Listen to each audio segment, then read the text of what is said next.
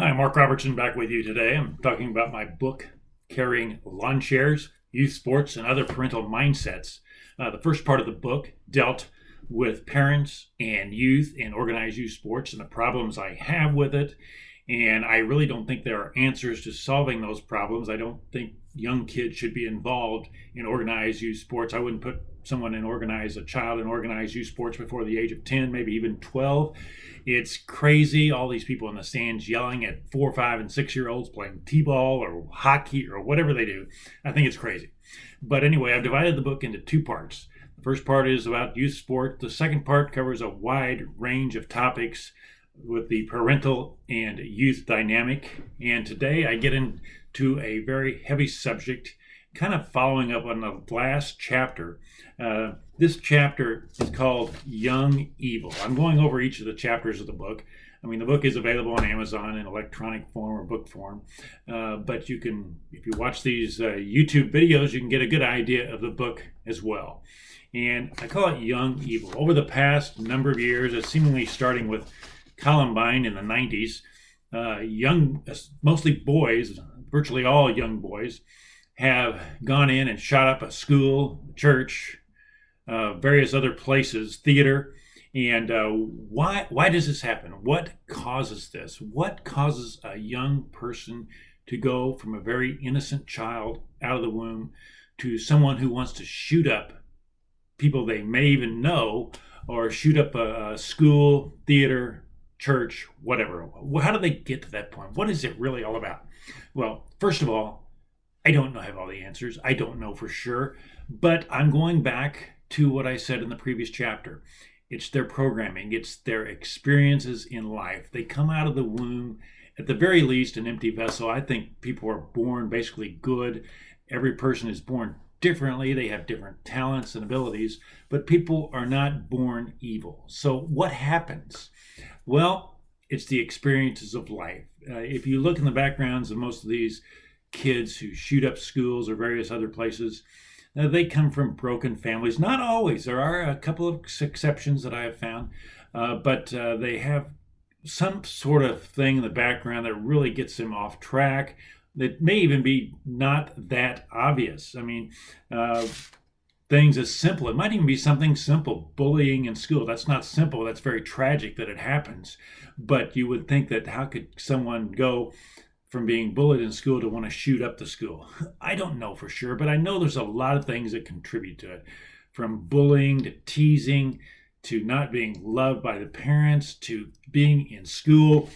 You can't deal with school. School is painful for some young boys. I mean, they label them ADHD or dyslexic and things like that, so they automatically think there's something wrong with them. There's not. Kids learn differently. Being in a school 8 hours a day, for some young boys especially, it's like terror. It's impossible. And they do this day after day, and their systems get all crazy. I'm not making excuses. There's zero excuses for going into shooting up anybody or causing any kind of harm to anyone.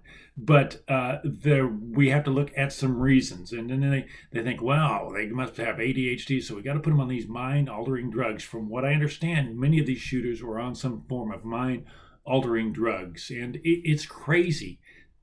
Like I say, I'm not a medical expert, but putting these kids on ADHD drugs is insane. ADHD is all it is a young person not being able to learn the way quite a few others are able to learn. They learn differently.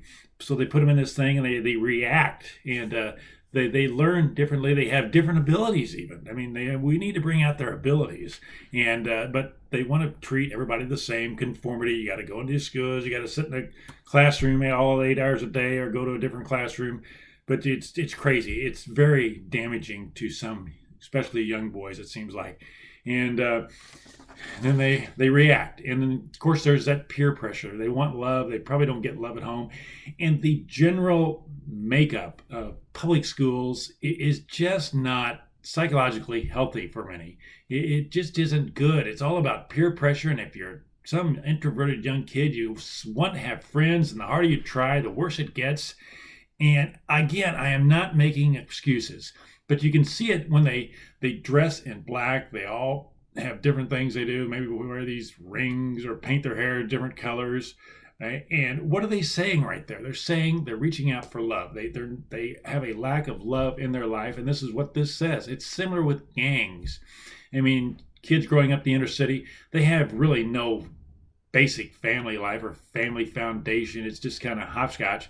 It's all over the place. They don't know where their life is going. It's just kind of drifting, and they find some security in these gangs, and they turn to crime and murder and mayhem. And it's the same situation here, that these kids really have no foundation of love or caring from parents or anyone else. They've faced some sort of rejection throughout their life. And again, I keep saying this. This is not an excuse. There are so many other kids that face rejection and the same things. They don't go shoot up a school, and I don't have the answers. But our society, and there have always been mass shootings, but that's still not an excuse. There have been seemingly more lately, and very troubled young people, and and you can go back. There is something there. It just doesn't happen. Kids are not born that way. Something in their programming, something in their environment has caused them to snap, to do this for some reason, for attention. They're crying out for love, and it all goes back to that. They something is missing in their life, and they act out, and they want attention, and they are so starved. They're so disoriented. They get day after day. Their lives are disoriented. They're on these drugs. It may be something to do with video games. I don't know for sure, but. And they just really don't have a sense of reality. Kids don't play. They probably didn't have a lot of authentic play growing up. They probably didn't run out in nature a lot. They were probably so isolated in their video games or computers, and before that, television. Kids need to get out in the fresh air and play. The answers could be simple. I mean, the authentic play. Kids don't even play much authentically anymore. They don't get outside. They don't play tag. They don't play hide and seek. All these other things. And it's just more isolated, and their minds get warped, and they get to a state of non-reality, and it grows, and who knows what kind of drugs they put into the situation. It's a combination of a whole bunch of things that aren't good. They go into these children's systems, and they turn out the way they do, and then they get to the point where they are so out of touch with reality, and they're so starved for love and attention, and they do something totally irrational. They really can't be in total command of their senses or thinking at that point. And they get to this point by years of non-caring about them and criticism and making fun of, and it all piles up, and then one day it explodes. And I keep saying it's not an excuse, but there are reasons that things like this happen. And, I said that most of them come from broken homes or maybe crazy backgrounds. I did see the mother of one of the Columbine killers. She wrote a book, and I saw her being interviewed. She seemed like a very nice, normal lady, and obviously her life was devastated. At that point, they didn't have a broken family. I think the parents later split up because it just, an amazing amount of anguish and pressure and things like this. Their lives obviously will never be the same. So how can a boy come from a seemingly normal background like this to wanting to shoot people? Well, I don't know. But I would still say that there's something in the background that this young boy lacked. The mom seemed very caring and loving and kind of like your everyday mom. But still something got him off track, whether it's peer pressure, whether it's something they didn't see, whether it's something they wanted him to be that he wasn't, and a lot of pressure there. Something was there. And so we need to be on the lookout for things like this and to stop it before it starts. Yes, they want to think, oh, well, we got to find these kids. If they're acting crazy, we got to point them out. Well, yes, that's true. And there have been instances where it's been pointed out that these certain kids are dangerous, and they even say they're going to come in and shoot up the school. But that's not the main point of this chapter. Yes, they need to be stopped, and the action needs to be taken. But how do they get to that point? That's what I say. Why do they get to the point where they want to shoot up a school or even talk about it? And it's all about love and attention and lack in their life, and they're acting out. They want attention so bad that they would even go to this point of shooting up a school, killing people, ruining the lives of their families, obviously killing the people that they kill, and ending their lives. And so it all starts through the many experiences that they have had in their life, getting them to that point. And we need to work on that. Society itself needs to maybe change some priorities, and not maybe, but does. And that's where we begin. That's how you begin. And the current society with its institutions, its public schools, it's taking prayer out of schools. They've taken prayer out of schools and brought in birth control. I mean, right there, you can't be taught right and wrong in school, because right and wrong has to be based on something.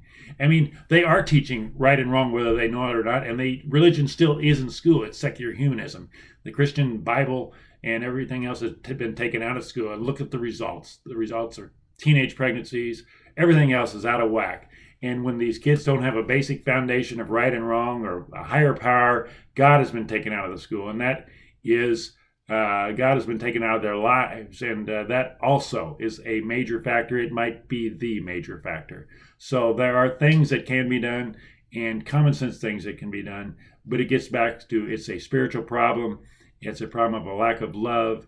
And so many other things contribute to a young boy mostly getting to this point and wanting to shoot up a school. And that's where we got to start. That's where we have to start. And things need to change. Well, thanks for joining us again today, and we will see you next time.